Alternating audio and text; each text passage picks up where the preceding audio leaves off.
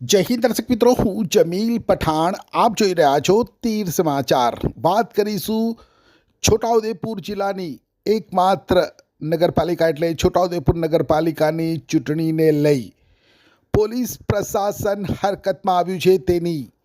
જી હા, શાંતિપૂર્ણ માહોલમાં નિર્વિવાદ ચૂંટણી પ્રક્રિયા સંપન્ન થાય તે માટે ખુદ જિલ્લા પોલીસ વડા સહિત પોલીસના ઉચ્ચ અધિકારીઓ દ્વારા 8મી તારીખને શનિવારે રાત્રે નગરના તમામ મતદાન મથકોની રૂબરૂ મુલાકાત લેવામાં આવી હતી અને કાયદો અને વ્યવસ્થાની સ્થિતિની સમીક્ષા કરવામાં આવી હતી.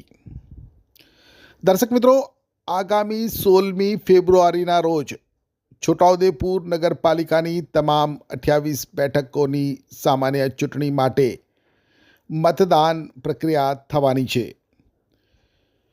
ભાજપ, કોંગ્રેસ, બહુજન સમાજ પાર્ટી, સમાજવાદી પાર્ટી, આમ આદમી પાર્ટી, ગુજરાત સર્વ સમાજ પાર્ટી સહિત અપક્ષ મળી કુલ 96 ઉમેદવારો ચૂંટણી મેદાનમાં ઉતર્યા છે.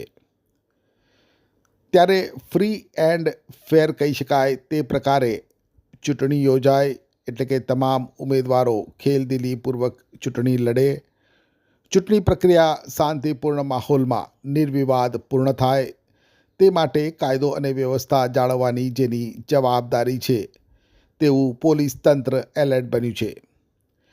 ખુદ જિલ્લા પોલીસ અધિક્ષક ઇમ્તિયાઝ શેખ, ડીવાયએસપી કે.એચ. સૂર્યવંશી પોલીસ અધિકારીઓના કાફલા સાથે નગરના મુખ્ય માર્ગો ઉપર ફ્લેગ માર્ચ માટે નીકળ્યા હતા.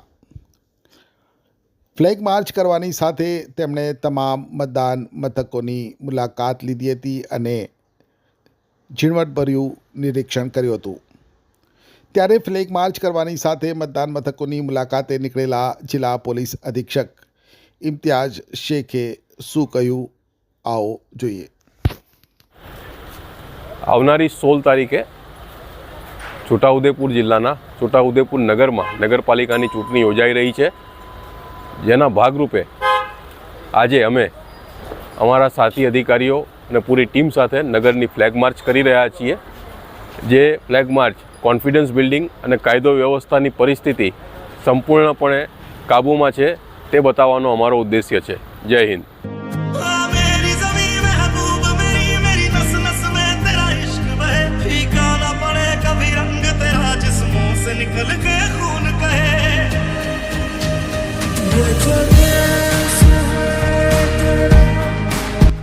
છોટાઉદેપુર સહિત રાજ્ય, દેશ અને દુનિયાના સમાચાર જોવા માટે સબસ્ક્રાઇબ કરો તીર સમાચાર અને બેલ આઇકોન જરૂર દબાવો.